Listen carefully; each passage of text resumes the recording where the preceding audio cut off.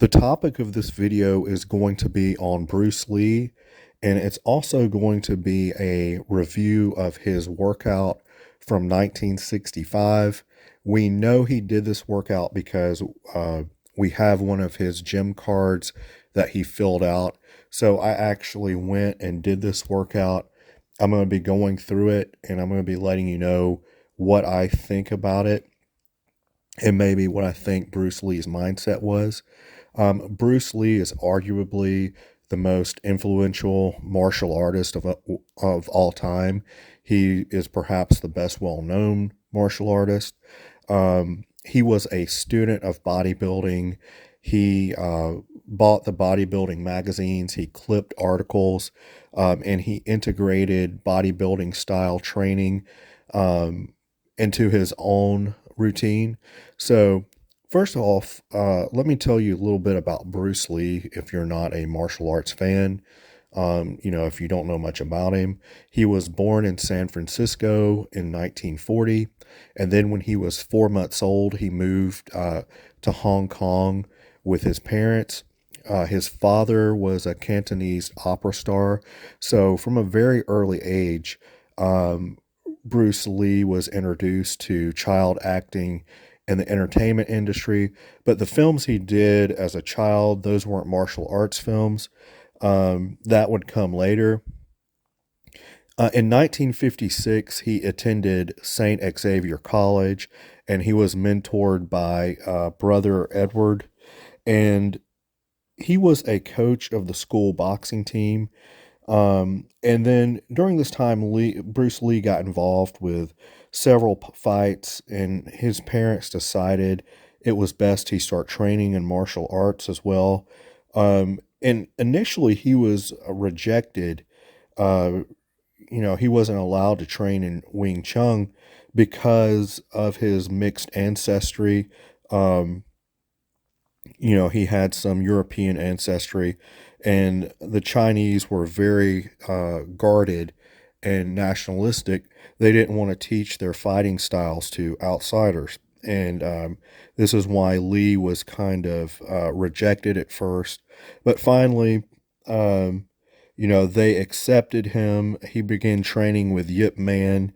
And in 1958, Lee actually won a Hong Kong school boxing tournament. And then in 1959, Bruce Lee ended up moving back to the United States. He had citizenship from when he was a infant, when he was born here, but he moved to Seattle, and then he soon opened his martial arts school. And Chuck Norris was actually a student of his. And of course, Bruce Lee is most noted for his Hong Kong martial arts films.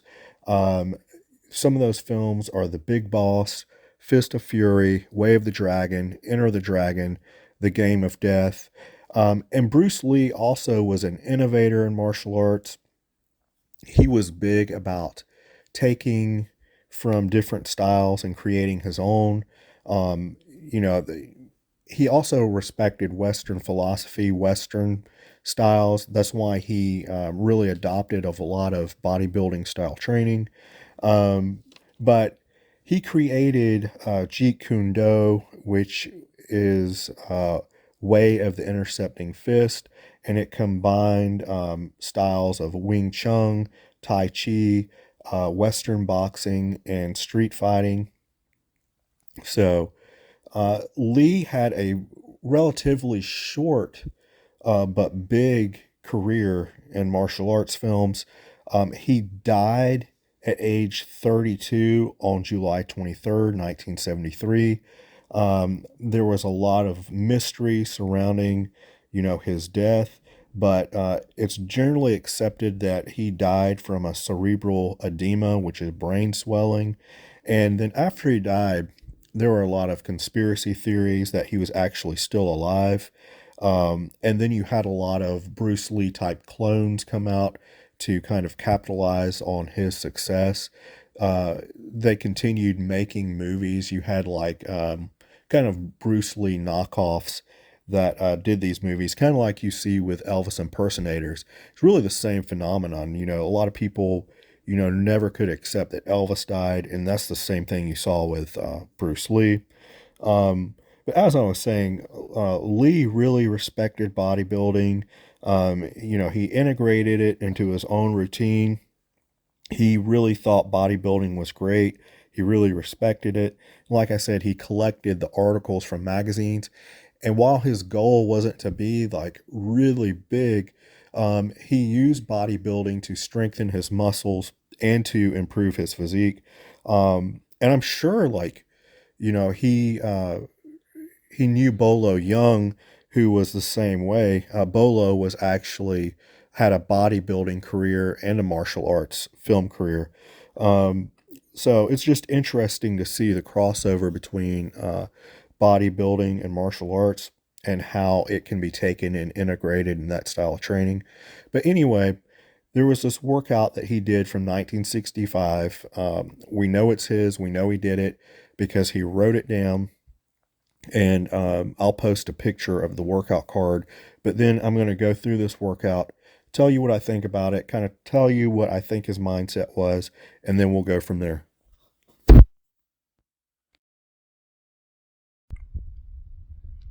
Okay, so we have Bruce Lee's workout here.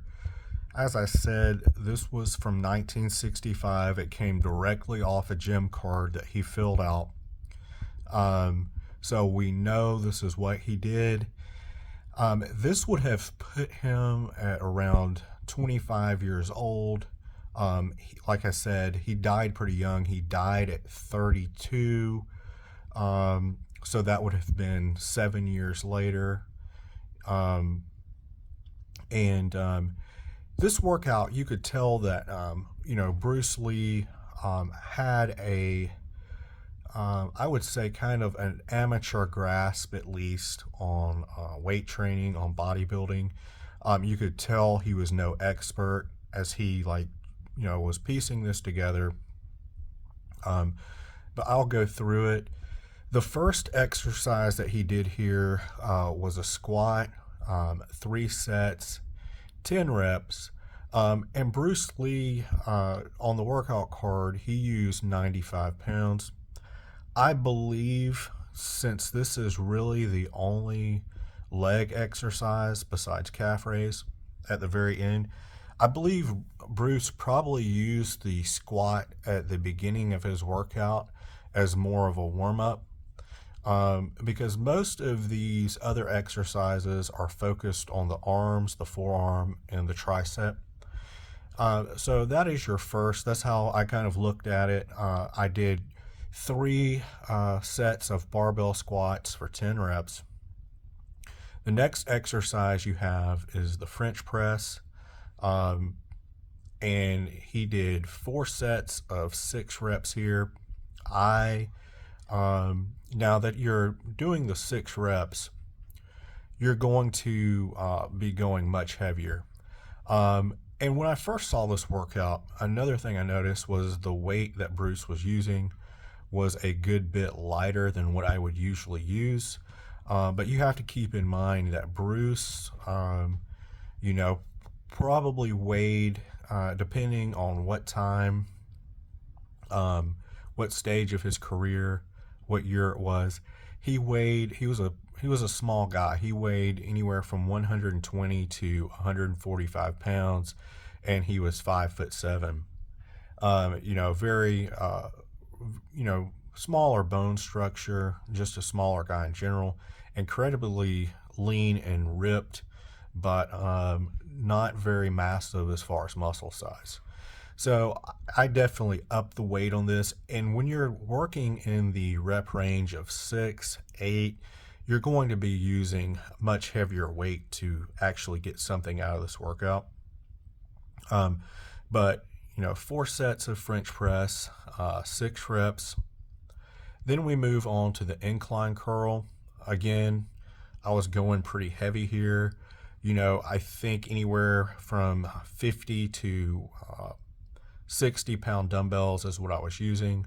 4 sets, 6 reps. Then something odd about this workout card, he hit French press again. Now, I wasn't. That's one thing I need to say about this workout card. You kind of have to use your best judgment and decipher it, because there's a couple of things on here that are kind of puzzling. But this just could be an example of Bruce Lee being a rookie here and more of a novice. But he hit French press again, so I went ahead and did it again, 4 sets, 6 reps. But I kind of wonder if maybe the second French press was actually, a different variation, maybe like a skull crusher or maybe a dumbbell extension. So I always wondered that. I'm not entirely sure. There's no way to know, because all we have to go off of is what Bruce wrote down.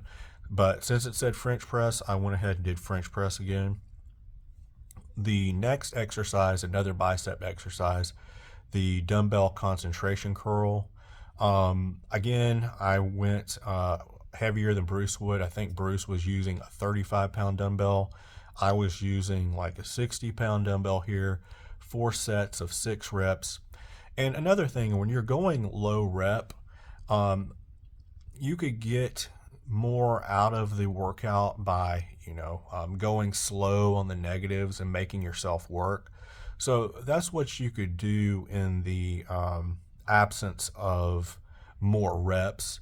You can either just up the weight more, or you can, go slower on the movement to make yourself work harder. The next exercise was push-ups, 3 sets of 10.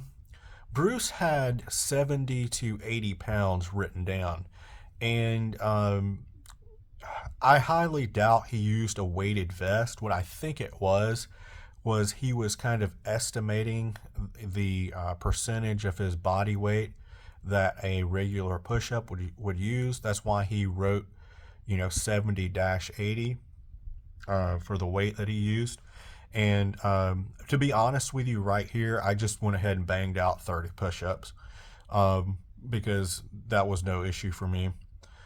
Then we go to your standard barbell curl. Bruce calls it a two-handed curl, which a barbell curl, you're using 2 hands. 3 sets of 8 reps. I went from anywhere like 115, 125 pounds here on this. Now, the next exercise, Bruce had it written down as a tricep stretch. And he had it 3 sets, 8 reps, but he was only using a 3-pound weight. And the only thing I could figure is he was doing dumbbell kickbacks. You could argue maybe it was dumbbell overhead extensions, which I've seen some people write about when they were covering his workout. I don't think so, because that weight is incredibly light. And the rep count is only 8. So the best I could come up with was maybe it was a dumbbell kickback. So that's what I went with. So I did 3 sets of 8 reps dumbbell kickbacks. I think I was using like a 20 or 25-pound dumbbell. Now this next exercise was written down as dumbbell circles, 4 sets till failure. Basically what this is a version of the Zottman curl. It's almost like Vince Gironda's Zottman curl. The only difference really is that you are, just doing these till failure. You're going through the motion. So you're not concentrating as much on the curl part to hit the bicep. Your forearms do start burning as you go through this exercise. And I will show a demonstration here.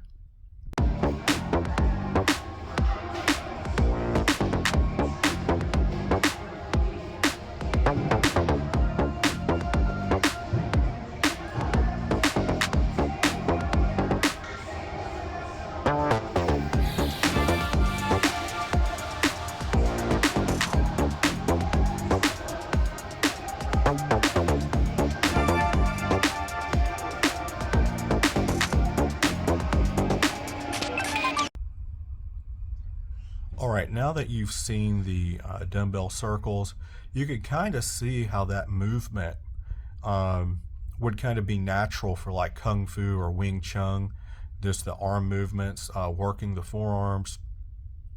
But he would do 4 sets of those until failure. The next exercise was the standard reverse curl. I used a curl bar for this, standing, 4 sets, 6 reps. Again, going pretty heavy. I think I had like 25s or 35s on each side. Then I did the wrist curl with the barbell on the bench, 4 sets till failure. The next one, Bruce had this written down as wrist curl again, but the weight was significantly lighter. I think the first wrist curl he had written down as 65 pounds. This one was only 10, so this led me to believe this had to be a reverse wrist curl, where you're curling upwards like this, whereas you could curl more weight when you have an underhand grip with a standard wrist curl.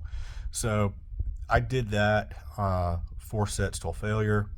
Then our finishers were 5 sets of sit-ups, 12 reps each. And then the last thing we did was calf raise, 5 sets, 20 reps. Now, he said on the calf raise he just used body weight. I went ahead and I used a barbell, a stood under a barbell, and I did these, so I had a little bit of extra weight. But that was the workout. Actually, like I said about the Bob Hoffman workout, this one actually turned out to be a little bit better than I thought. I think I kind of underestimated it just because I was looking at his numbers, what was heavy for him. I went up in weight to make this challenging, so it was pretty decent. Would I have ordered things differently? Absolutely. Could I see how this could benefit a martial artist? Yes. Is it the best bodybuilding routine? No. But it did offer a moderate challenge for me. So I'm probably going to give it a 2.25 stars. And you have to look at it from his perspective. His main discipline wasn't bodybuilding. It was to integrate a little bit of it into his own training to, enhance his physique, enhance his muscle strength, and kind of just to add on to his martial arts training. And with this, these tricep exercises, working the arms, the grip strength with the wrist curls, the forearms, the dumbbell circle exercise, you could definitely see that he selected these specific exercises to aid his martial arts. But that's the workout. I hope you found it interesting. I found it interesting going through it. Like I said, the card was a little bit confusing, but I got to chalk it up to, Lee just being an amateur at this point in regards to bodybuilding and weight training. But I definitely made the best out of it and just upped that weight, so made it challenging for me. And if you want to try it, I suggest you do the same thing. But I'll give it a solid 2.25 stars.